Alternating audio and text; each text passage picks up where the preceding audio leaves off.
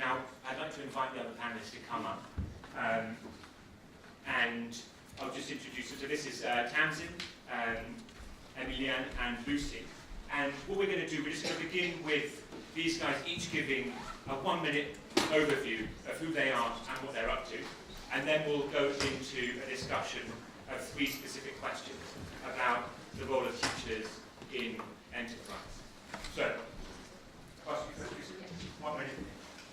Hi guys, I'm Lucy Ashman. I'm a 2010 Teachpreneurs participant, so I taught in 2010 for 2 years. I then went on to help found the Teach First Innovation Unit, so a small team within Teach First, the organisation, which supports more of our alumni to start their own social innovations that address educational inequality in the UK. So we're a small incubator and accelerator in the UK. I'm also a DFE policy fellow, so I work for 2 days a week in the Department of Education with the remit to advise and support them to develop system-level innovations around teacher supply and teacher training. Hi, I'm Emil from Bulgaria. I'll start from a little background. I'm born in Vratsa, which is a small, beautiful town in northwestern Bulgaria with a population of only 4,000 people. And I also have a computer science background. I started teaching in 2011, and then last year I started my startup, which is Vratsa Sofftware. What we do is establishing software industry in my hometown, Vratsa, which is in the poorest region in European Union. And we do this by providing IT events, a free 9-month training program for software developers. And so far we have 8 people who started working as software developers in Vratsa and just got funded by Google to continue our trainings. Hi, my name's Tamsin and I'm the founder of UpTree. UpTree is a professional network for school students. So previously I was a teacher. I taught for 6 years in London. I did Teach First, which is how I learned about the kind of problem that I'm kind of trying to solve, which is about young people not always having the right connections they need to build their professional network. I'm sure many of us in the room are quite lucky with our professional networks, but a lot of young people aren't. And so what UpTree is about connecting people that may not otherwise have that connection. And we connect with employers, so through the platform for insight events, internships and jobs. In the UK it's a massively growing market because of the apprenticeship. So we're getting some really good early traction and we're relaunching our product in September. So previously we were operating as a company called Intern First, which so if you looked on the uptree.co website there's not much there, it just points you to internfirst.com or .co.uk, sorry. So we're raising our first beta, we're launching our beta, raising our first seed round at the moment, and yeah, that's me.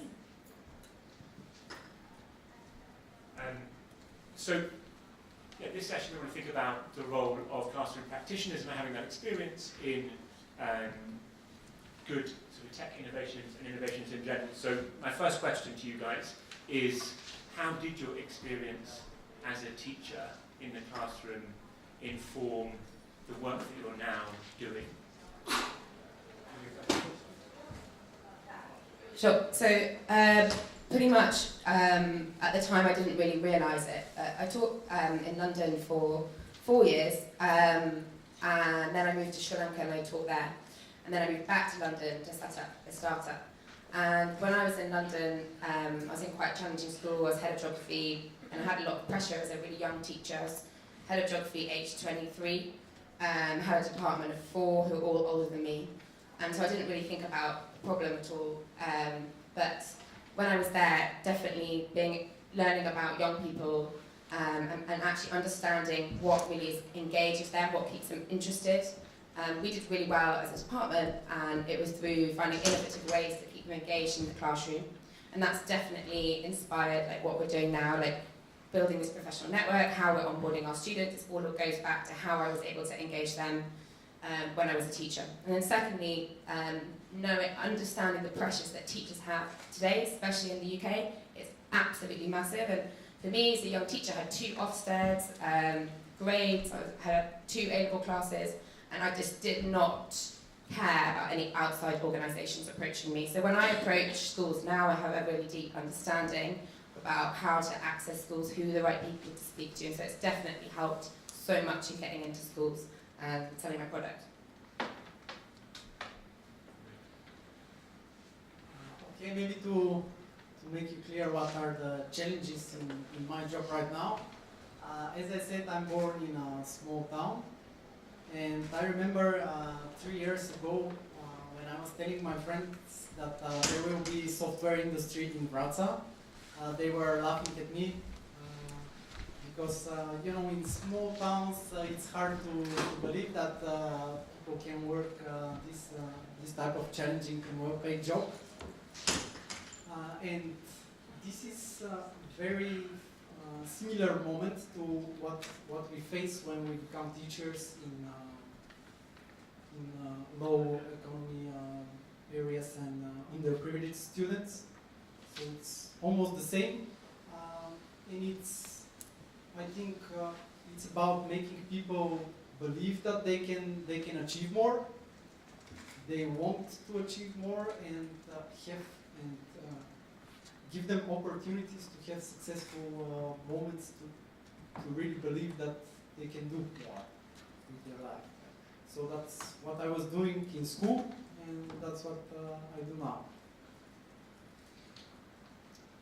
I'm going to echo a lot of what these guys have said, so I'll keep it short. But essentially, I think that there are 4 things that make teachers amazing entrepreneurs. The first is that they have a major passion for young people and solving problems that young people face. I think secondly, they have a deep and entrenched understanding of what the problems that young people face are, including what their families face, what other teachers face, what the schools face. They really understand the problem of educational inequality. Thirdly, I think they understand schools and systems. And finally, I think teachers are just really good at problem solving. Part of being a teacher is that you have to break down massive concepts into small bite-sized chunks and differentiate them to a range of different pupils across a range of different age groups and abilities. And I think those 4 things make teachers incredibly good at being social entrepreneurs. Thanks. And we're going to come on to a follow-up question. But I also think one of the things that I've noticed in work around the world is also this idea that by being in a classroom, you fundamentally understand how it is that kids learn and make progress. And I think often that might seem like a really obvious insight, but I think often lots of the innovations that I see in education don't necessarily take into account like how multidimensional that process is, and how much someone's character, identity, peers, environment influence that. And like these 2 years in the classroom give you a true sense of how difficult it is for kids to learn. So the second question, kind of opening this up to kind of think about teachers more generally. You have a sense of the barriers in systems, you have a sense of the enabling factors. What can we do to encourage teachers to be more involved in innovation and enterprise and to sort of embrace innovation more in their classrooms? I think it's a really good question. I kind of touched on it earlier that I didn't really think about the problem when I was in school, but when I went to Sri Lanka and I was head of geography in international school, I had a completely different lifestyle, I had much more time on my hands, and I really enjoyed my teaching on a different kind of level because I could really reflect on every day and how to improve, and I felt like actually I was improving as a teacher because I just had more time. In London I didn't have enough time, and I've already mentioned pressures, and I think what we could do to give people more chance to sort of show off their entrepreneurial ideas and problem solving would be to have some kind of support workshops where teachers can take time out of school, some sort of arrangement where they actually come together and solve some problems, and it's not part of the normal school day, it's something separate, and just a bit of time to reflect and solve problems. And I know that Teach First Innovation Unit do a lot of that, so it's a really good example of how that's really worked. And I think teachers really enjoy getting out of their sort of normal teaching daily life as well and coming up with solutions to some really big problems.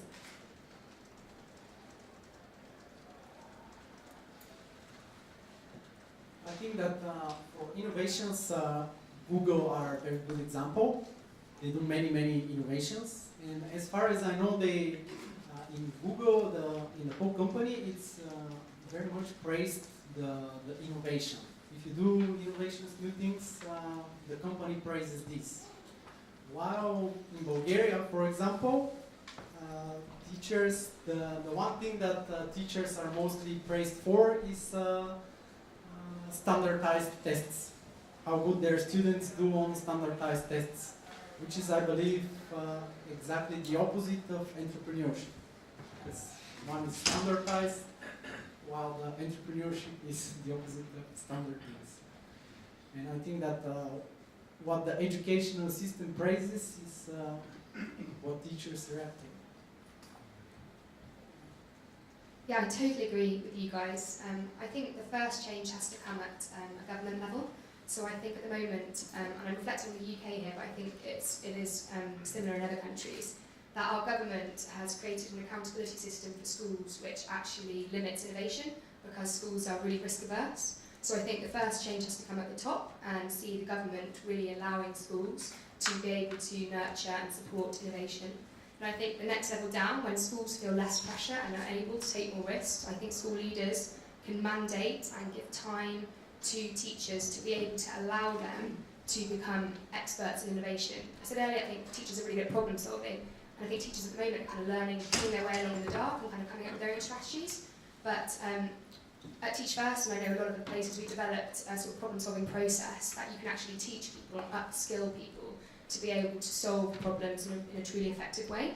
And I think if teachers were given the time and kind of the time basically and mandate from their school leadership to be able to take on those sort of programs and learn about innovation process, I think that would be incredible. But I also think EdTech has a massive responsibility and role to play in helping teachers to be more innovative. I think a lot of tech solutions, now it's kind of alluded to it earlier, potentially don't put the user at the front of their product. And I think the reason that Tamsin's been so successful is that, as she said at the start, that she really understands the teacher, she understands the user, and I think a lot of tech solutions that I've seen are very much focused on customer and sales, and that's causing them to have a barrier because they're not understanding their user. So I think there's a real big role that education and tech can play in helping teachers. And then fourth, I think there are lots of systems, both internationally, Teach for All being a great example, but also nationally that connect teachers. And I think those organisations have a role to play in sharing really innovative solutions across nations and the world, but also connecting similar innovations. So in my team at Teach First, we see a lot of solutions around university access, which is brilliant, but a lot of people identifying the same problem and coming up with very similar solutions. And I think organisations like Teach First, Teach for All, EdTech, X, the conference today, and many more have a real responsibility to connect teachers up and share key learnings. I just want to add something, because you made me think of it, but this whole idea of a process of thinking about time and thinking about the problem and coming up with a really good method for the solution, actually what we should be doing is getting students to do that process as well in school. They have some absolutely fantastic ideas to solve problems, and I think students are really, what they call Generation Z, like they've got all the great ideas, they know about social networks and social media, and they have some amazing, amazing ideas. And if we can use them and use teachers to use them as user testing groups and focus groups, and I think that's a really fantastic thing. So I just wanted that's a good idea. Thank you, guys. So one of the things which I think is probably true of the kind of innovation space is that people are becoming much more focused on learning outcomes, and sort of the ideas that people are coming up with are often sort of less marginal and sort of things that are more central to the learning process, thinking about schools and teachers more. But I also think there's a lot of stuff out there which seems really fun and it's exciting, but maybe it's not core to helping kids make progress. So my last question for you guys before we open up to a couple of questions is, what are the innovations out there that you have seen that you're really, really excited about?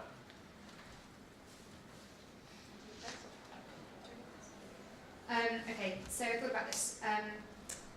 I'm really happy, Alex, that you mentioned the focus on outcomes, because I think it's so important, and I've worked with a lot of tech solutions that are potentially doing amazing things, but measuring outputs rather than outcomes. And when you come to sell into a school, if you're just saying to a head teacher, 100 parents using my app and not saying, and as a result of that, what is happening, what is the change, you're going to have absolutely no traction with that school. So I think outcomes first is a huge thing. In terms of innovations I'm really excited about, I think there are some incredibly innovative school models at the moment. High Tech High America, School 21 here, the new National College of Digital Schools that's just being set up in Tottenham outside London is really exciting, thinking about the future of coding. So school models is definitely one. I think there are some really exciting innovations using tech as an enabler.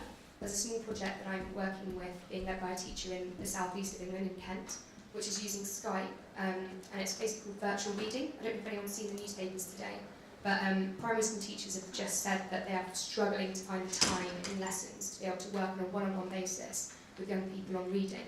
So this innovation basically sources people from business, media, different non-education backgrounds essentially, and links them up with a pupil on a one-to-one basis 3 times a week via Skype, where the volunteer is trained in reading and also how to develop comprehension skills in young people.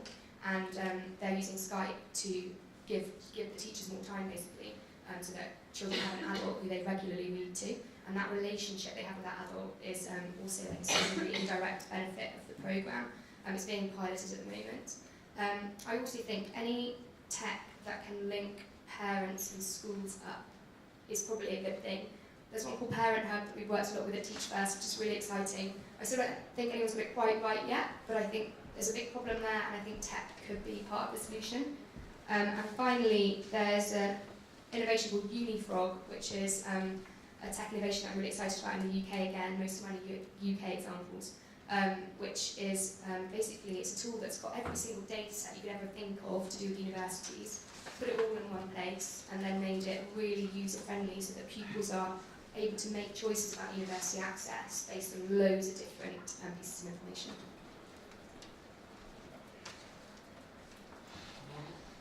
I recently heard of Steve Jobs schools that started in Netherlands, and they have totally different approach.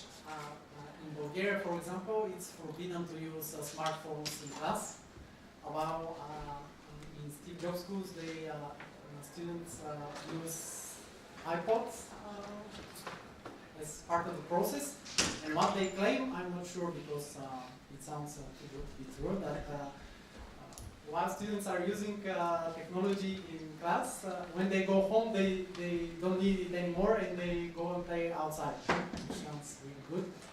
And also something very interesting is that they give choice to students, and they have meeting with every 6 weeks. There is a meeting between the teacher, the parent, and the student, and they decide what are the next the goals for the next 6 weeks. And then the student have opportunities to choose what subjects to visit every day, as long as they follow the 6 weeks plan. So they give a choice to students. And they are now in, I believe, 4 countries. Sounds really good. Mine is actually really similar to Lucy's, so we talked about this before. But it's called Third Space Learning, run by a chap called Tom Hooper. And they've raised a bit of money, but it's basically like a similar thing to the Skype. They have tutors that they source from India and Sri Lanka, and then they, through their kind of online learning platform, they were schools select students that need extra maths and online.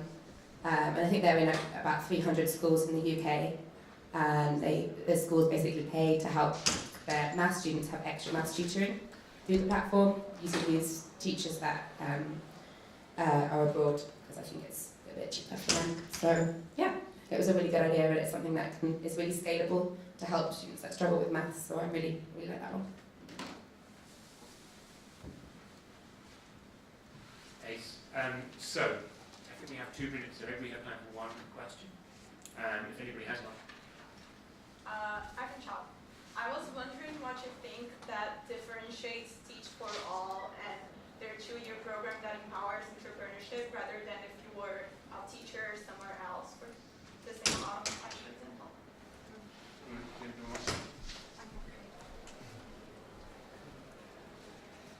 think it's about what is expected from the teachers of the program, because the idea of the program is to get some people and put them in a very challenging situation where you go to low income students from low income families, and you have the mission to make them as good as the best schools in your country, which is not very easy. I also think the Teach for All program it's not a teacher training program. It's not recruiting people to be teachers for their whole life. The vision is that by doing that 2-year, very intense program, you will gain a deep understanding of the problem of educational inequality. You'll become so passionate about it. You'll gain a bunch of amazing leadership skills. And then whatever you go and do next, whether it's staying in the classroom, becoming a head teacher, or becoming a social innovator, becoming a policymaker, becoming a prime minister, you will go and make a change. So it's a leadership development program rather than a teacher training program. And I think the way that it's set up and the expectations that are expected of you mean that more people go on to become social innovators afterwards. Okay, so now I think we're at time. I'm getting the sign from the back, but you can carry on these conversations. These guys will be speaking around for a bit afterwards, so we can keep talking. Before I close, I want to give a little shout out for School 21 that you mentioned. They aren't really using technology much at the moment, but they're an incredibly forward-thinking school that want to understand how they can be using technology. So School 21 in London here is probably a really good school to talk to if you're looking for somebody to collaborate with from the school side of things. But I just want to say a big thank you to Lucy, Emma and Tamsin for joining us today and for all of the fantastic work that you are doing right now and have done as teachers in the past. I think it's a great lesson for everybody to take away